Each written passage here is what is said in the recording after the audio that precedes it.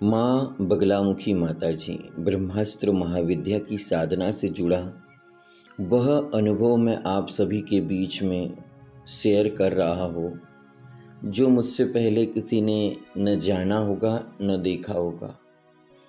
बात कर रहा हूँ मैं माँ भगवती ब्रह्मास्त्र महाविद्या की, एक ऐसे संत जिन्होंने 3 दिन की जीवित समाधि, 8 दिनों की जीवित समाधि, 9 दिनों की जीवित समाधि और 3 माह 13 दिनों की जीवित समाधि। जीवित समाधि वह होती है जिस समाधि के अंदर हम उस समय न श्वास ले सकते हैं, न ही कोई शारीरिक कोई भी क्रिया कर सकते। यहाँ तक सोच लेट बात सब कुछ बंद होता है, यहाँ तक कि आपको एक शुद्ध हवा भी प्राप्त नहीं होती है।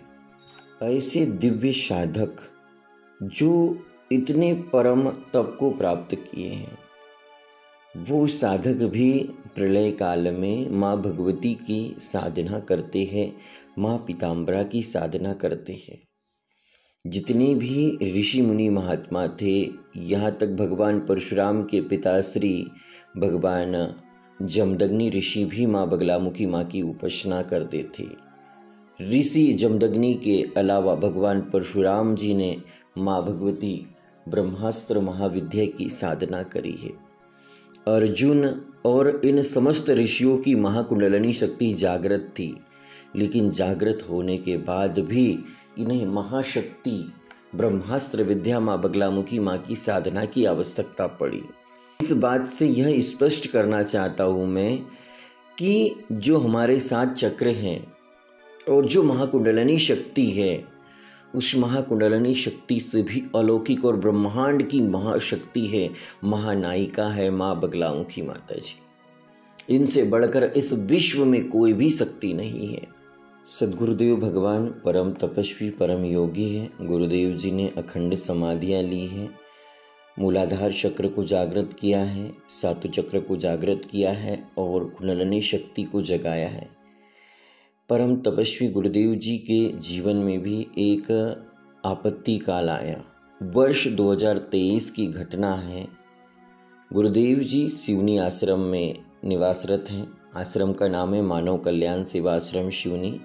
गुरुदेव जी का एक शिष्य सिवनी का ही है। उस शिष्य द्वारा किसी से झाड़नी फूकने के नाम पे कुछ 30, 40, 50 हज़ार रुपये ले लिए हो गए। सामने वाला जो व्यक्ति था जिससे पूजा पाठ और किसी नाम पर पैसे लिए गए थे, वह मनोज था। मनोज और श्रावण जो गुरुदेव जी का शिष्य था, इन दोनों के बीच किसी पूजा पाठ को लेकर समझौता हुआ और उनके बीच क्या घटना हुई वह वही जाने।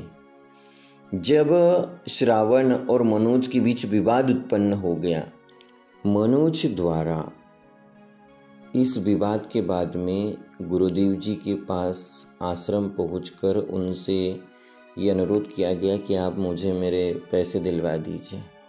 गुरुदेव जी ने कहा कि बेटा तुम उसी श्रावण के पास जाओ और उसी से मांगो। और 1-2 बार इसी प्रकार से मनोज वहाँ गया और उसके बाद गुरुदेव जी के कुछ शत्रु हो गए। वैसे भी संत ऋषि महात्माओं के शत्रु होते हैं।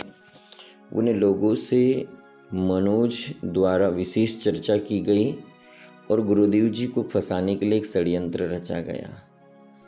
वहाँ के सिवनी थाने में डिहरिया करके एक थाना प्रभारी जी थे। थाना प्रभारी जी से मिलकर इन्होंने गुरुदेव जी के खिलाफ एक फर्जी मामला बनाया और उसी मामले को बनाकर गुरुदेव जी को परेशान करने की कोशिश की। और मनोज द्वारा जो FIR की कॉपी थी, जो फर्जी FIR थी, उसकी प्रतिलिपियाँ कुछ पत्रकार लोगों को दी गई और पत्रकार लोगों द्वारा पेपर में कुछ गुरुदेव जी के खिलाफ खबरें भी पोस्ट करी। जब इसकी सूचना मुझे पहुंची तो मैं सिवनी पहुंचा और मैंने उन खबरों को देखा तो उसमें गुरुदेव जी के खिलाफ कोई ऐसा उनके पास पुख्ता सबूत नहीं था। पूरी खबरें फर्जी थी। सबसे पहले इन पत्रकार लोगों को ठिकाने लगाना था, जो किसी भी संत महात्मा की छवि को धूमिल करने के लिए सबसे आगे आ जाते हैं। 2 पैसे इन्हें मिलते नहीं हैं कि भोंकना चालू कर देते हैं। तो सबसे पहले मैंने ज्ञापन बनाया गुरुदेव जी के साथ। उनके एक शिष्य थे जमुना प्रसाद जी, उनके साथ थाना सिवनी पहुंचकर मैंने ज्ञापन सबमिट किया। ज्ञापन सबमिट करने के बाद उन लोगों को भी मेरे द्वारा चेतावनी दी गई कि गुरुदेव जी के खिलाफ अगर आप जांच करना चाहते हो तो यहाँ आइए, निष्पक्ष जांच करवाइए। गुरुदेव जी के खाते में किसने दिए, क्या मामला है, आप मुझे बताइए। मैं हूँ यहाँ पे सामने खड़ा हूँ।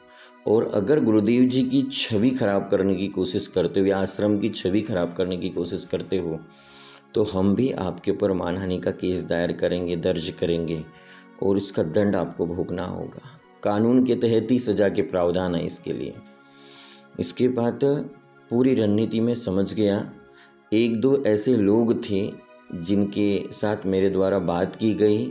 उन्होंने स्पष्ट रूप से कह दिया कि तुम्हारे गुरु को फंसाने के लिए हमने प्रयास किया है, तुम कैसे निकलते हो देख लो। और मनोज द्वारा उसी बीच मुझसे एक दो बार बात की गई। तो बात करने के बाद मैंने कुछ ऐसे शब्द कह दिए थे उसे। मनोज के साथ बात की गई, उसे समझाया गया कि अगर गुरुदेव जी का इस मामले से कोई लेना देना नहीं है तो उन्हें बदनाम करने की कोशिश मत करो, इसका तुम्हें दंड भोगना होगा।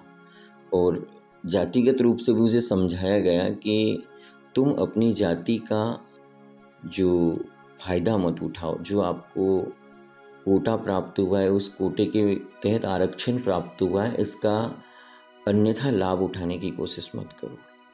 इस प्रकार से इस मामले को मैंने शांत किया।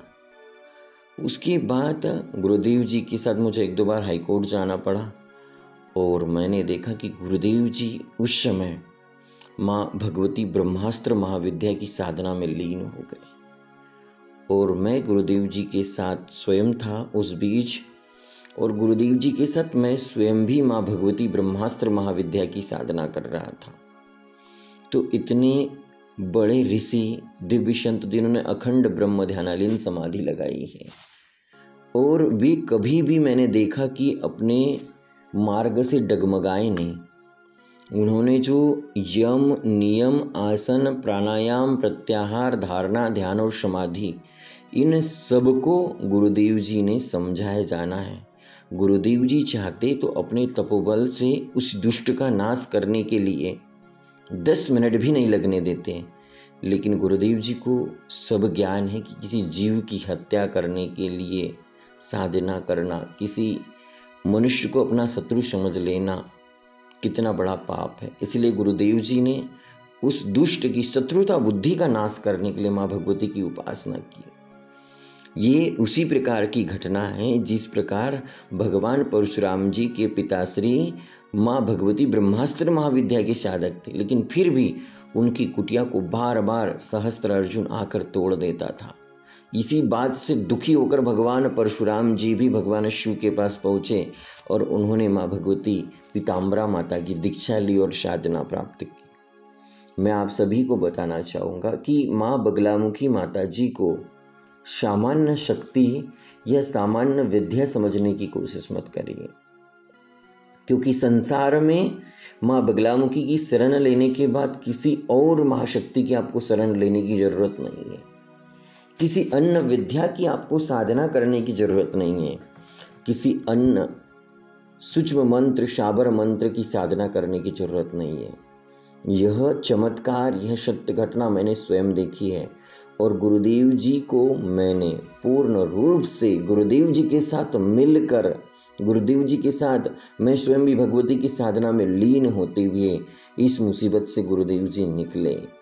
मैंने वह परिस्थिति देखी कि गुरुदेव जी की कितनी आध्यात्मिक क्षमता है, कितनी आध्यात्मिक शक्ति है। कई बार तो क्रोध में मैंने आकर बोल दिया गुरुदेव जी की कि इस दुष्ट का सर्वनाश कर दो भगवान जी, क्योंकि राक्षसों का वध करना ही शास्त्र में नियम बताया गया है। और दूसरी चीज, जिस थाना प्रभारी द्वारा गुरुदेव जी के ऊपर अभद्र केस किया गया था, फर्जी केस दर्ज किया गया था, उस थाना प्रभारी के पास मैं थाने पहुंचा। थाना पहुंचने के बाद थाना प्रभारी द्वारा मुझसे पूछा गया कि आपने जो मनोज के साथ व्हाट्सएप पे चैट की है, बात की है, क्या यह आपकी ही वार्तालाप है, आपकी चैटिंग है? मैंने कहा कि हाँ, मैंने ही लिखा है। अगर उसे जातिगत रूप से भी कुछ लिखा है तो मैंने स्वयं ही लिखा है। उन्होंने कहा कि कहीं ऐसा तो नहीं कि किसी के दबाव में आपने आकर किया है? तो मैंने कहा कि नहीं, मैंने स्वयं लिखा है। वे कह रहे थे कि तुम चाहो तो इस बात से इनकार कर सकते हो, क्योंकि मैं गुरु भक्त था और मैंने गुरुदेव जी के सम्मान में उस दुष्ट के साथ जो वार्तालाप की थी उसके लिए मैंने एग्री किया। और जब मेरा बयान लिखा तो मैंने उसमें लिखा कि मैं एक माँ बगलामुखी माँ का साधक हूँ, बगलामुखी पीठ साउंगी से हूँ और एक यूट्यूबर हूँ, वीडियो भी डालते रहता हूँ, आध्यात्मिक वीडियो। और आपको मेरे ऊपर जो भी केस दर्ज करना है आप केस दर्ज कर दीजिए, लेकिन एक बात ज़रूर याद रखिए, अगर मुझे बैतूल से यहाँ बुलाकर अगर थाने में बिठाया है तुमने 2 घंटे, तो याद रखिएगा टीआई साहब, आपके बच्चों और आपकी पत्नी को लेकर आपको बैतूल पहुंचना पड़ेगा और वही ड्यूटी करना पड़ेगा। मैंने कहा मैं जब भी जिस थाना प्रभारी के दुष्टता के लिए उसे समझाने के लिए पहुंचा हूँ, या तो उसका ट्रांसफ़र हो गया है या तो वो होश में नहीं आया है, क्योंकि मैं माँ बगलामुखी माँ का साधक हूँ। निर्मल भाव है मेरे, मैं किसी के लिए गलत भावना नहीं रखता हूँ, लेकिन अगर कोई असत्य के मार्ग पे चलकर अगर किसी को परेशान करे तो उसे छोड़ूंगा नहीं। और यहाँ तो मेरे गुरुदेव जी का मामला है, गुरुदेव जी के ऊपर तुमने ऐसा फर्जी केस दर्ज किया है और थाना प्रभारी ने खुद स्वीकार किया कि अगर इसके ऊपर केस दर्ज नहीं करता तो वह मनोज आत्महत्या कर लेता। इसीलिए मुझे मजबूरन केस दर्ज करना पड़ा। जब गुरुदेव जी के खाते में 1 रुपये भी नहीं डाला, जब जिस मामले से गुरुदेव जी का कोई लेना ही देना नहीं है, उसके बाद आपने कैसे, थाना प्रभारी साहब, कैसे हमारे गुरुदेव जी की छवि को आपने खराब करने के लिए प्रयास किया। ये सत्य घटना मैंने अपनी आंखों से देखी है, महसूस किया है, माँ भगवती की कृपा को महसूस किया है कि अनेक ऋषि मुनि महात्मा माँ ब्रह्मास्त्र महाविद्या बगलामुखी माँ की साधना करते हैं। गुरुदेव जी ने भी इतनी बड़ी बड़ी समाधियाँ ली है, तपस्या की है, उसके बाद भी भगवती बगलामुखी माता जी की साधना करते रहते हैं। ब्रह्मास्त्र महाविद्या से बढ़कर इस ब्रह्मांड में कोई भी शक्ति नहीं है। जब भी आपके ऊपर शत्रु प्रयोग हो, चाहे शत्रु बाहर वाला हो या फिर आंतरिक शत्रु हो, कोई बीमारी क्यों न हो, आपको माँ भगवती की साधना करना चाहिए। चाहे आप माँ काली के साधक क्यों न हो, चाहे आप माँ तारा के साधक क्यों न हो, चाहे आप माँ भैरवी के साधक क्यों न हो, क्योंकि आपको एक कक्षा के बाद आपको दूसरी, तीसरी, चौथी, 5वीं और 8वीं कक्षा तक आपको बढ़ना होगा, तभी आपको ब्रह्म ज्ञान प्राप्त होगा, तभी आप अच्छे से माँ भगवती को जान पाओगे। क्योंकि किसी नदी के उद्गम को देखना बहुत आसान है, लेकिन उसकी यात्रा करना बहुत मुश्किल है। इसीलिए मूलाधार से सहस्त्रार चक्र तक की यात्रा करने के लिए आपको माँ बगलामुखी माँ की शरण लेना होगा। जगतजननी परमेश्वरी माँ बगलामुखी माता सिद्ध विद्या है, जगदम्बा है। गुरुदेव जी के ऊपर जो विपत्ति आई थी, उस विपत्ति से मुझे बहुत सीख मिली। मैंने बहुत महसूस करने की कोशिश की कि गुरुदेव जी ऐसे आपत्ति काल में भी कभी भी डगमगाए नहीं। यहाँ तक कि उनके कुछ अपने थे, उन अपनों ने उनका पूरा मनोबल तोड़ने की कोशिश की, लेकिन गुरुदेव जी से मेरा जन्म जन्मांतर का रिश्ता है। जन्म जन्मांतर की यात्राएं मेरी उनसे जुड़ी हुई, ये सब माँ भगवती की कृपा और आशीर्वाद से संभव हो पाया।